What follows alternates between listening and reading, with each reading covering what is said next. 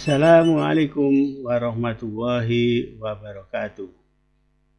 Mari kita belajar sejarah Islam lagi. Kali ini kita akan membahas dinasti Muwahhidun di Spanyol. Dinasti Muwahhidun bermula di Maroko, Afrika Utara, menggantikan Murabitun yang berpusat di Marrakesh. Muhammad bin Tumad 1078 sampai 1130 Masehi dari suku Masmudah yang bergelar Al-Mahdi pada awalnya mempelopori gerakan politik keagamaan yang mendakwahkan tauhid, yaitu keesaan Tuhan, sebagai protes terhadap paham antropomorfisme yang sedang marak pada saat itu. Oleh karena itu, kelompok ini disebut dengan Al-Muwahhidun, yaitu orang-orang yang mengesahkan Tuhan atau mengesahkan Allah. Pada tahun 1130, Ibnu Tumad memberikan kepemimpinannya kepada sahabat dan jenderalnya, yaitu Abdul Mukmin bin Ali dari suku Zanatah untuk meneruskan perjuangannya. Abdul Mukmin berhadapan terhadap Murabitun di dekat Tlemcen dan dapat menghancurkannya. Lalu ia melanjutkan serangannya sehingga dapat menduduki Fez, Ceuta, Tangier, dan Akmat. Ia mengakhiri riwayat Murabitun di Maroko yang direbut selama 11 bulan, yaitu di tahun 1146 sampai 1147. Dan mengeksekusi pemimpin Murabitun terakhir, yaitu Ishaq bin Ali tahun 1147. Pada tahun 1145, Abdul Mukmin mengirim pasukan ke Spanyol untuk menaklukkan semenanjung hijau tersebut, dan dalam tempo 5 tahun pasukannya dapat menguasai wilayah tersebut. Ia melanjutkan penaklukan ke Aljazair pada tahun 1152, ke Tunisia pada tahun 1158, dan ke Tripoli pada tahun 1160. Muwahhidun saat itu merupakan negara terbesar di kawasan Afrika Utara dan Spanyol. Abdul Mukmin wafat tahun 1163 dan kekuasaan dilanjutkan oleh putranya, dan Muwahhidun memindahkan ibu kotanya ke Sevilla pada tahun 1170. Penguasa yang paling terkenal adalah cucu Al-Mukmin, yaitu Abu Yusuf Ya'qub Al-Mansur. Pada masanya, Salahuddin Al-Ayyubi yang sedang menghadapi tentara Salib di Timur Tengah memohon bantuan Abu Yusuf agar mengirim pasukannya. Ia mengirim 180 kapal laut ke Salahuddin untuk membantu menghadapi pasukan Salib. Dibangun pula masjid besar di Sevilla tahun 1172 dan baru selesai tahun 1195, yang kini menjadi katedral. Ketika Al-Mansur naik tahta tahun 1184, dibangunlah menara besar untuk melengkapi masjid tersebut, yang kini disebut dengan Giralda. Ia membangun Ribat Al-Fatah di Maroko dengan mencontoh kota Iskandariyah di Mesir, dan membangun rumah sakit yang besar di Maroko yang tiada bandingannya di dunia saat itu. Banyak ilmuwan di berbagai bidang kehidupan pada masa Muwahhidun, antara lain ialah Ibnu Zuhair yang lahir di Sevilla antara tahun 1091 sampai 1094, seorang dokter yang mengabdi di istana dan menjadi wazir di masa Abdul Mu'in. Ia wafat tahun 1162 dengan karyanya yang terkenal At-Taisir bil Mudawah wa Tadbir, mudah mengobati dan metode diet. Ibnu Zuhair melahirkan 6 generasi dokter tanpa putus, dan paling terkenal ialah Abu Bakar Muhammad yang wafat tahun 1198 sampai 1199, yang diangkat sebagai dokter pribadi Abu Yusuf Yaqub Al-Mansur, penguasa Muwahhidun. Ibnu Rus yang terkenal dengan Averroes di barat, yang lahir tahun 1126 di Cordoba, adalah seorang ahli hukum Islam atau faqih dan dokter di samping sebagai filosof. Karangannya yang terkenal ialah Bidayatul Mujtahid yang masih dikaji di pesantren-pesantren di Indonesia hingga kini, dan Kulliyatul Fittib, yaitu generalitas dalam kedokteran, serta Tahafut at-Tahafut, kacaunya kekacauan.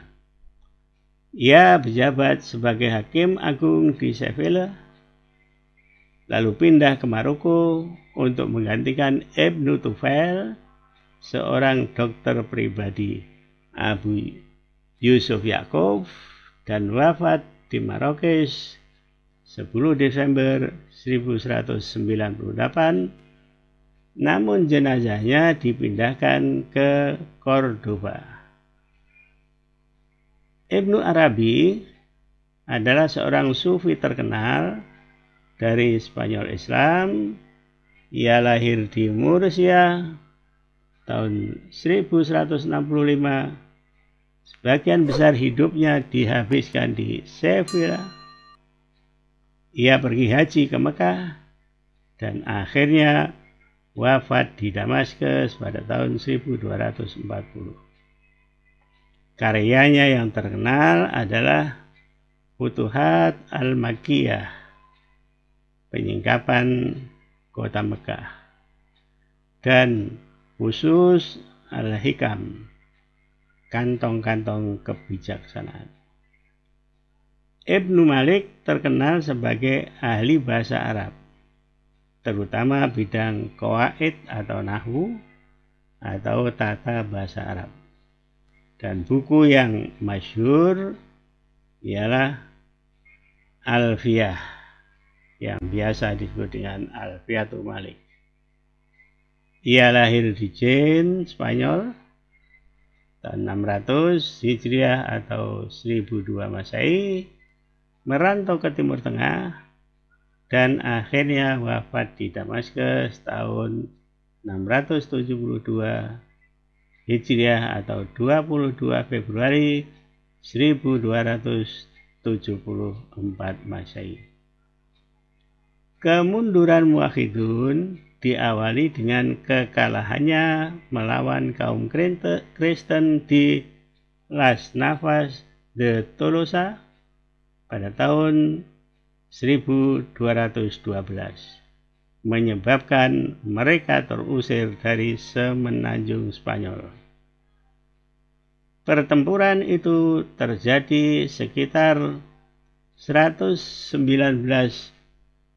km di sebelah Cordova yang orang Arab menyebutnya sebagai Perang Uqob atau Perang Bukit. Pasukan Kristen Spanyol terdiri dari tentara pimpinan Raja Aragon, Raja Navarre, dan para kesatria dari Portugal yang dikomandoi oleh Raja Alfonso ke-8 dari Kastil yang melibatkan pasukan salib dari Prancis. Muhammad An-Nasir yang memerintah tahun 1199 sampai 1214, putra Al-Mansur, mengerahkan 600.000 tentara melawan pasukan Kristen, namun hanya 1.000 orang yang dapat lolos, yang lain menyelamatkan diri dengan cara melarikan diri. An-Nasir sendiri menyelamatkan diri ke Maroko dan meninggal di sana, sedangkan Marrakesh yang dipertahankan oleh Muwahhidun akhirnya direbut oleh Banu Marin dari suku Berber Zanatah tahun 1296. Dengan demikian selesailah kekuasaan Muwahhidun yang telah menguasai Maroko dan Spanyol Islam, dan nasib Spanyol bercerai-berai. Kebanyakan kekuasaan berada di tangan kaum Kristen, dan kaum muslimin hanya dapat mempertahankan kota Granada yang dipimpin oleh Banu Nasriyah atau Banu Ahmar hingga tahun 1492. Mari kita lihat situasi yang ada di Sevilla atau Seville.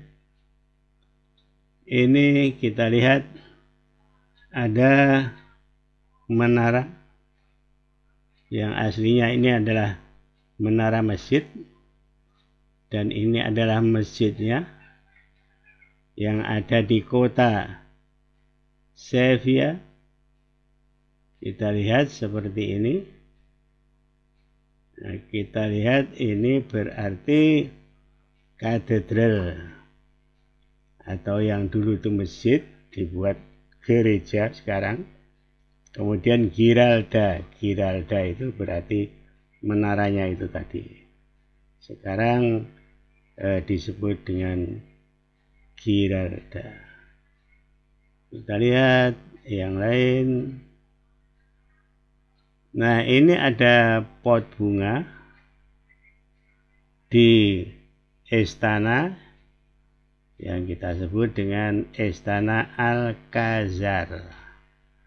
Alcazar itu sendiri sebetulnya adalah istana dari bahasa Arab Al-Qasr gitu ya. Jadi ini berarti ditaruh di dalam Istana Alcazar itu. Kita lihat lain dari gambar yang ada di Sevilla. Nah, ini kita lihat hiasan dinding yang bagus ketika kita mau masuk ke Istana Alcazar. Nah, ini kita masuki Istana Alcazar. Nah, ini pintu gerbangnya masuk ke Istana Alcazar. Kita lihat foto yang lain. Ini berarti kita lihat ini ruang-ruang yang ada di dalam Istana Alcazar. Ini bagus sekali ukiran-ukiran yang ada di situ. Kemudian di sini ada huruf-huruf Arab ya, ini huruf-huruf Arab ya, yang dihias dengan bagus ya, merupakan kaligrafi Arab yang bagus di situ. Nah, ini berarti terjadi di zaman Muwahhidun. Nah, ini kita lihat juga masuk dari satu ruang ke ruang lain. Nah, ini kita lihat berarti kita lihat ininya, dinding-dindingnya ya. Dinding-dinding ini dengan arsitektur yang bagus. Ini juga begitu. Masuk lagi ke ruang lain juga begitu. Ini masuk lagi dengan ornamen yang seperti ini ya, bagus. Itu di ruang-ruang yang ada di Al-Ghazar. Kita lihat, kita keluar dari Al-Ghazar. Nah, ini ruangan luar. Ini kolam-kolam besar begitu. Kemudian ini pintu di luar Al-Ghazar. Al-Ghazar masuk ke sana ya. Kemudian kita lihat ini ada lagi